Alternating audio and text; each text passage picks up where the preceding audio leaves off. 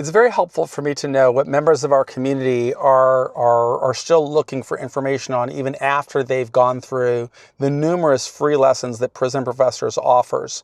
Everything at Prison Professors is free, but it's very difficult to get an understanding of the entire system because it's so complex and it influences so many areas of a person's life. I mean, if you were to ask somebody, tell me about China, right? I mean, what are you going to talk about? Are you going to talk about the economy? Are you going to talk about politics? Are you going to talk about the food? Are you going to talk about the people? Are you going to talk about the weather? There's so much to talk about. So when I get a question like this one that came today in my email, it says the First Step Act and earned time credits plainly explained, because there's a lot of confusion of the comments. This is one viewer thought FSA credits replaced good time. Well, it is very complicated and it is very difficult to understand the First Step Act and these credits. So I'm going to do my best to put a very simple explainer. What's important, I think, to start is to recognize that the First Step Act is a law that President Trump signed in 2018, but it was the largest piece of prison reform legislation in 50 years since the abolition of parole, and it was really known as the 1984 Comprehensive Crime Control Act. It was a huge difference because all of a sudden it tasked the Bureau of Prisons to think about preparing people for law-abiding, contributing lives upon release.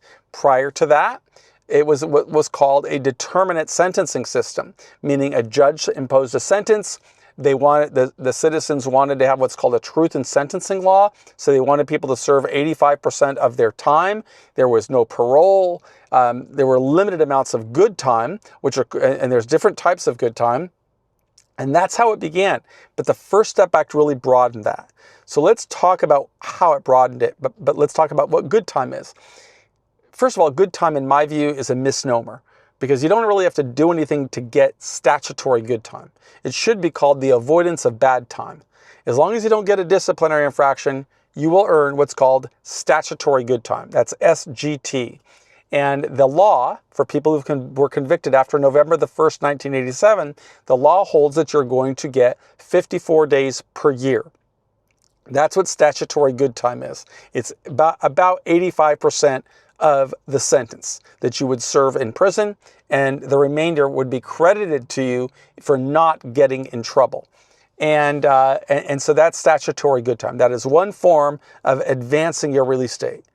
Another form is that there are these different types of administrative programs. Not too many, but one of them, the first one, was called RDAP, the Residential Drug Abuse Program. And it's only available to people who have a history of substance abuse, a documented history of substance abuse that occurred within 12 months of the time of the instant offense. So you may have drank a lot or you may have smoked weed and had a problem with drugs 10 years ago, but if there's no documented history within the last year before you surrender to prison, you don't qualify. The good news, for those of you who have not done your pre-sentence investigation report, your pre-sentence investigation report is generally the primary form of documentation. So when your probation officer asks you about whether you have any history of substance abuse or alcoholism, don't underplay that, because it is what will block you from getting into the system. You have to qualify based on what you say. So if you say, yeah, I have a couple of glasses of wine a week, well, that's not going to qualify you.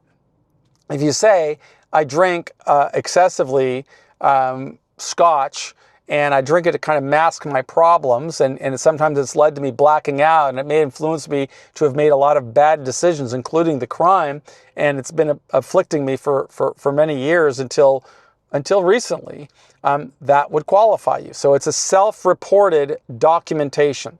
I'm not going to tell you what to say, but I will say you should learn everything about it, because what you don't want to do is say, oh, I didn't want to reveal my problems with drugs or substance abuse because I thought it would make me look bad in the eyes of the judge.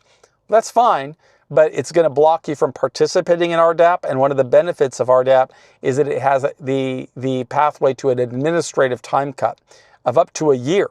So that's a big deal. We offer free courses on understanding RDAP right on our website.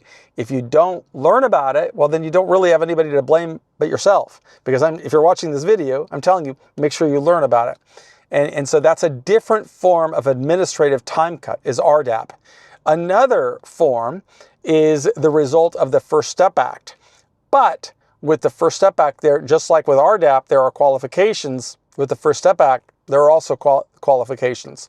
You cannot have a crime of violence and be eligible for the time credits under the First Step Act. That is completely separate from the statutory good time I discussed earlier. It is completely separate from the time of RDAP.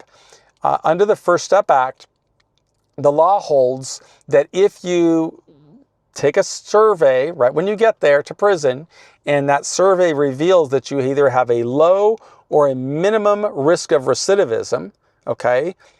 That's an objective scoring. You cannot change the past. And if that past shows that you've got a minimum chance of recidivating or a low chance of recidivating, you are going to qualify to earn these time credits. And for the first 2 assessments, you will get 10 days off of your sentence, okay, for every month that you serve, so long as you are participating in the programs that the Bureau of Prisons recommends.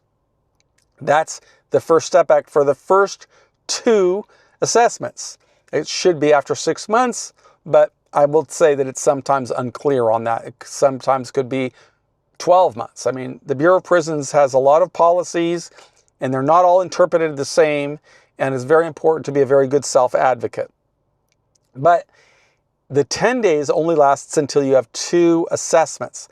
After you've had 2 assessments, if you're a low or minimum recidivism risk, and if you had that for 2 assessments, then you get an additional 5 days. So that's 15 days off for every day of the sentence.